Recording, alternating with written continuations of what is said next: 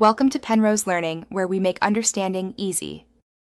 You'll begin by preparing access. Make sure your Discord account is verified and 2FA is on for security. Next, invite the Genai bot using the invite link and grant permissions like send messages, embed links, and use /commands so it can operate properly. Once done, create a dedicated channel or category labeled for Genai to keep prompts isolated. This prevents noise and makes moderation simple. You're starting the process now, so the bot has the right place and rights to respond. Now you configure how the bot thinks and who can use it. First, set a system prompt or role-based context to define tone, length, and safety rules. This keeps responses consistent. Then, use Discord roles to restrict access.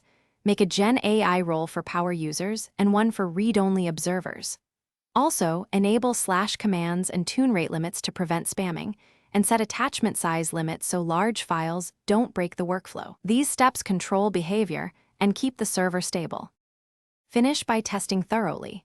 Run varied prompts in a thread and inspect responses for accuracy, tone, and safety.